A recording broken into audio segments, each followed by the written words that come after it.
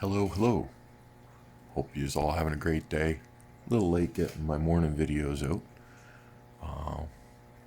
This morning's actually been a whole lot of chatter with several people in the FishTube community reaching out to me on the topics of my recent videos. And I'm a little more impressed with FishTube today than I was yesterday in the sense that there's a silent majority out there when it comes to swamp tanks. And the people who are for swamp tanks are certainly not the silent ones. Let me just put it that way. It's just there's a culture of everybody's afraid to speak up for the last 5 years, and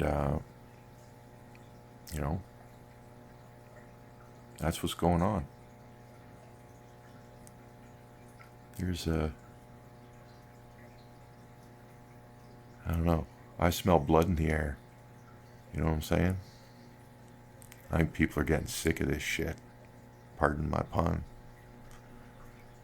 It's been overblown. It's been overhyped, and it works on the algorithm because all their buzzwords are basically compliant with the whole political green revolution, right? But at its core, it's killing fish, and it's making money off animal abuse. That's my humble opinion. That's my humble opinion. Like I said, if you put the right fish in the right environment, if you put a swamp fish in a swamp tank, you're not doing harm. The fish has adapted for millions of years to thrive in such water. You take a lake or a river fish, you put it in the same water. In a swamp, just even naturally, it's probably not going to do that well. You know, it wasn't designed for that environment. You can't take a saltwater fish and throw it in fresh water, and you can't take a river fish and throw it in a swamp.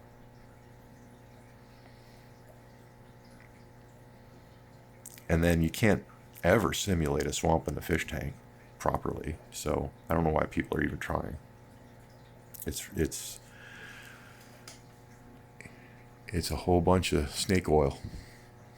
It's a whole bunch of snake oil and nonsense. And there's people making good money off it, selling mud. You know, let's sell mud. I'm halfway. You know, halfway to trying to sell bottled air at this point. It's just, pardon my sarcasm, but I'm encouraged. I'm encouraged that there's more people out there actually interested in the fish and what they need, and identifying that the current fad has become a problem, and I'm happy for that. Like I said, I'm gonna just keep trying to give people good, solid fish keeping advice. I'm not making money. They won't even monetize me because I'm going against the grain. I haven't done anything wrong. All my videos are fine.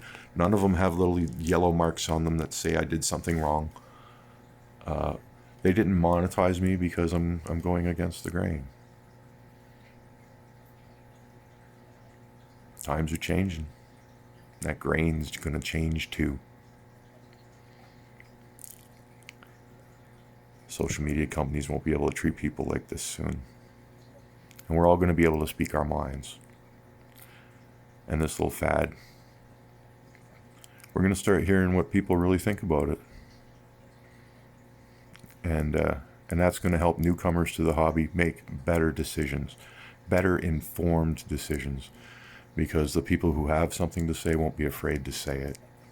And that's the way the world needs to be, because if it isn't, then all you're going to get is one view, And one view never works for something like fish keeping,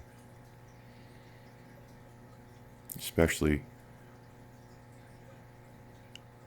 when it's completely centered in neglect. Like, here, buy my mud, you can be a lazy fish keeper. It's just ridiculous.